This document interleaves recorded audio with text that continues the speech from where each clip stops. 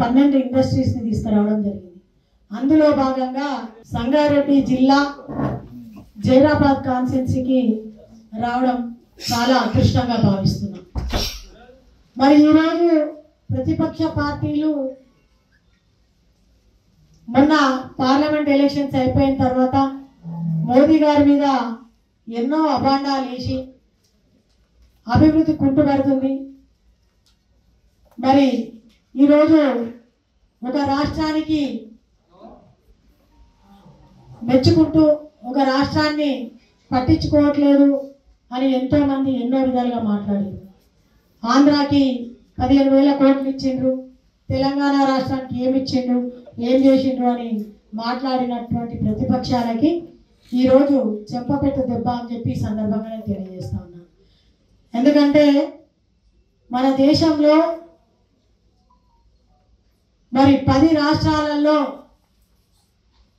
12 ఇండస్ట్రీస్లలో మన జైరాబాద్కి రావడంలో కృషి పట్టుదల తెలంగాణ రాష్ట్రానికి రావాలి అని చెప్పి ఇక్కడి నుంచి మన తెలంగాణ రాష్ట్రం నుంచి ఉన్నటువంటి బొగ్గు గనుల శాఖ మంత్రివర్యులు రాష్ట్ర అధ్యక్షులు కిషన్ రెడ్డి అన్న గారు కావచ్చు, అదేవిధంగా హోంశాఖ సహాయ మంత్రివర్యులు బండి సంజయ్ అన్న గారు కావచ్చు, వారికి మరి ఈరోజు నేను ఓడిపోయినా గెలిచినా జైరాబాద్ పార్లమెంటు ప్రజలకు అదేవిధంగా జైరాబాద్ పార్లమెంట్ అభివృద్ధికి కృషి చేసి నేను అండదండగా ఉంటా అని చెప్పి నిలబడ్డటువంటి మరి మాజీ ఎంపీ అయినా కూడా అన్నగారు బీబీ పాటిల్ గారు. ఇప్పుడు జరిగినటువంటి పార్లమెంట్ ఎలక్షన్స్ జరిగి ఏదైతే 2 నెలలు 3 నెలలు గడిచిపోయి 4 నెలలకు వస్తుందో మరి ఎప్పుడు ఏ కార్యక్రమం చేసినా కూడా అన్న నేను ఢిల్లీలో ఉన్నా అంటే మరి అందరూ కూడా అనుకున్నారు.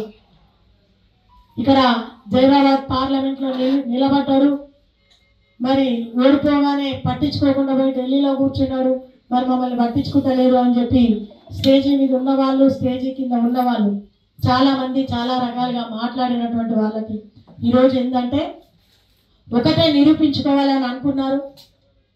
ఈ యొక్క ఫస్ట్ విడతలోనే ఏవైతే ఇండస్ట్రీస్ వస్తున్నాయో ఆ ఇండస్ట్రీ దేశవ్యాప్తంగా ఇండస్ట్రీస్ వస్తున్నటువంటి వాటిలో ఫస్ట్ విడతలో మరి మన తెలంగాణ రాష్ట్రంలో జైరాబాద్ది సక్సెస్ కావాలి అని ఒక పట్టుదలతో ఢిల్లీలో కూర్చొని మరి అందరితోటి అంటే అక్కడ సంజయ్ అన్న గారు కావచ్చు, కిషన్ అన్న గారు కావచ్చు, మరి కృషి చేసి ఈ యొక్క ఘనత సాధించినటువంటి తెలంగాణ రాష్ట్రంలో ఉన్నటువంటి ఈ ముగ్గురికి కూడా నేను ధన్యవాదాలు తెలియజేస్తా ఉన్నాను.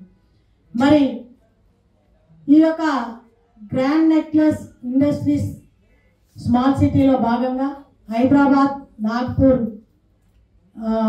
ఇండస్ట్రీ క్యారీగార్లో భాగంగా ఈ యొక్క ఇండస్ట్రీస్ రావడం, మరి ఇండస్ట్రీస్ వచ్చినాక జైరాబాద్కి ఔటర్ రింగ్ రోడ్డు ఒక 65 కిలోమీటర్లు మాత్రమే, వచ్చే RRR రీజనల్ రింగ్ రోడ్ ఏదైతే ఉందో ఒక 10 కిలోమీటర్ల లోపల ఉంది.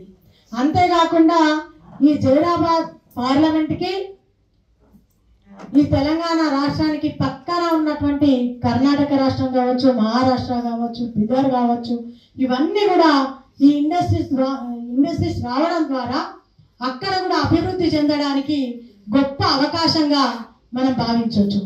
మరి ఈరోజు ఇక్కడ ఇండస్ట్రీస్ పడ్డది అంటే ఇంతకుముందు బీదర్లో ఎయిర్పోర్ట్ ఉంది, ఆ ఎయిర్పోర్ట్కి ఈ ఇండస్ట్రీస్ పడితే మరి ఎయిర్పోర్ట్కి కూడా మంచి లాభదాయకంగా వచ్చి ఎయిర్పోర్ట్ రన్నింగ్ కావడానికి కూడా బిజినెస్ మ్యాన్లు రావడానికి పోవడానికి కూడా మంచి అవకాశం ఉంటుంది అని చెప్పి సందర్భంగా తెలియజేస్తున్నాను.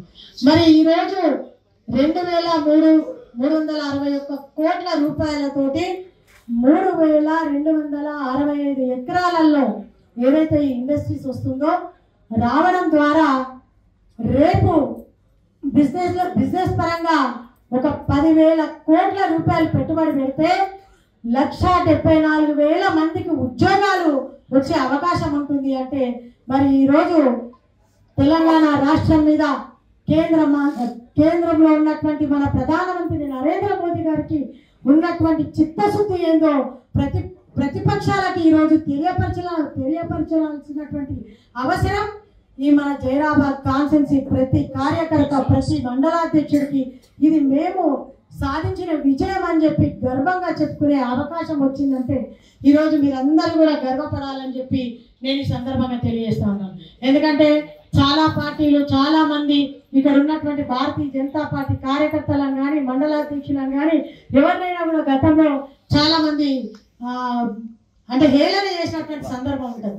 మీ భారతీయ జనతా పార్టీ కండువాలకే పరిమితమా, మీకు ఎప్పుడు ఎదుగుతారు ఎప్పుడు చేస్తారు అంటే ఈ రోజు ప్రతి కార్యకర్త కూడా కాలర్ ఎగిరేసి చెప్పుకోవాల్సినటువంటి సందర్భం వచ్చిందని చెప్పి సందర్భంగా మాకు పదవులు లేకపోయినా మేము అధికారంలో తెలంగాణ రాష్ట్రంలో అధికారంలో లేకపోయినా మా ఎమ్మెల్యేలు ఎంపీ లేకపోయినా కూడా ఒక కార్యకర్తగా ఒక మండలాధ్యక్షుడిగా ఒక కన్వీనర్గా ఒక జిల్లా అధ్యక్షులుగా మండల అధ్యక్షులుగా మేము సాధించినటువంటి ఘనత మా కేంద్రంలో మా పార్టీ ఉంది కాబట్టి ఈ రోజు ఇక్కడ అభివృద్ధి జరగడానికి మా పాత్ర ఉంది కానీ చెప్పి మనం బల్లగుద్ది చెప్పే సందర్భం వచ్చింది.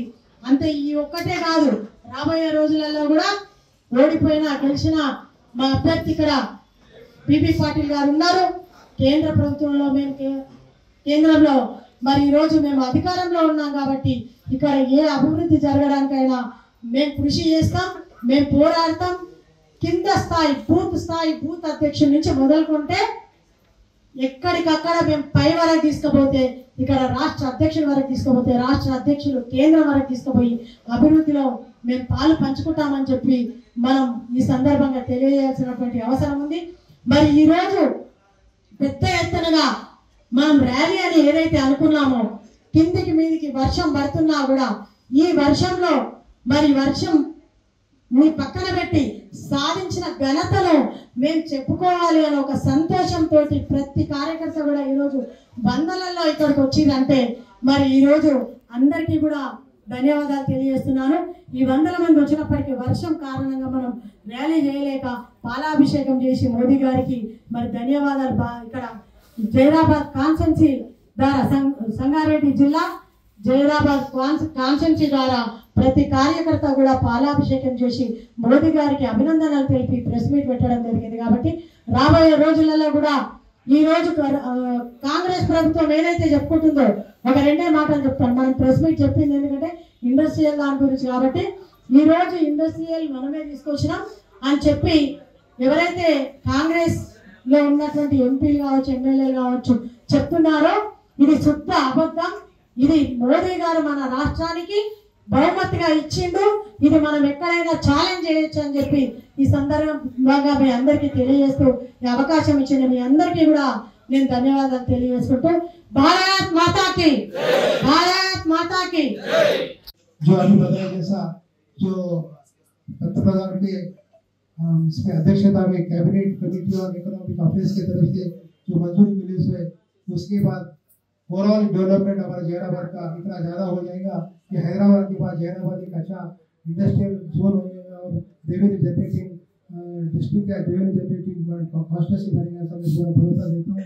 पिछले कार्यकाल में हम लोगों ने केंद्रीय विद्यालय होने दो, फिजिकल हैंडीकैप लोगों के लिए कुछ काम करने का होने दो, बहुत सारी ज़्यादा से ज़्यादा केंद्र सरकार से पैसे लेके आके अपने कॉन्स्टिट्यूंसी का अपने स्टेट का डेवलपमेंट करने का काम किया उसमें अभी हमारे अंजलि साहब बोले सब पिछले कांग्रेस गवर्नमेंट आई जब से किस तरीके से काम हुए उसे सभी लोगों को पता है। कांग्रेस का जो मैनिफेस्टो था, कांग्रेस के जो कमिटमेंट थे वो कमिटमेंट कहीं भी खड़े नहीं, इसलिए उनके बातों पर अपन ज़्यादा विश्वास नहीं रख सकते। ये जो भी इंडस्ट्रियल का डेवलपमेंट का प्रोग्राम है, जो इंडस्ट्रियल स्मार्ट सिटी का, ये टोटली बीजेपी की तरफ से हुए सो काम है, इसमें कोई भी किसी भी पार्टी का कंट्रीब्यूशन कुछ भी नहीं।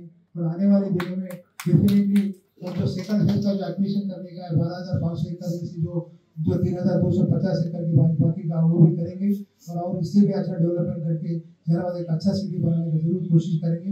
मैं आपको खास करके बताना चाहता हूँ रिजल्ट के बाद डेफिनेट हम आप लोगों से मिलने में लेट हो गए सर। हर बार मैं फोन पे कुछ लोगों से बात भी करता था, 2 दिन मैंने सब जरूर नहीं मिले और आने वाले दिनों में हमेशा मिलेंगे और जैराबाद के पार्लियामेंट के लिए जरूर काम करेंगे। मैं आपको पूरा भरोसा देता हूँ। मेरी एक ही जिम्मेदारी है कि जैराबाद का डेवलपमेंट करना, तेलंगाना का डेवलपमेंट करना, आपके लिए काम करना, इसके अलावा दूसरा कोई काम नहीं। इसलिए मैं आपके साथ हमेशा आपके साथ भी रहूँगा, सब पूरा पक्का भरोसा दिलाता हूँ। और आने वाले दिनों में सब मिलकर काम करेंगे। खास करके किशन रेड्डी साहब को, हमारे पंडित संजय साहब को, हमारे तेलंगाना के सभी लोगों को भी धन्यवाद देना चाहता हूँ और केंद्र के सभी मंत्री को धन्यवाद देता हूँ और प्रिंट मीडिया, इलेक्ट्रॉनिक मीडिया को धन्यवाद देता हूँ।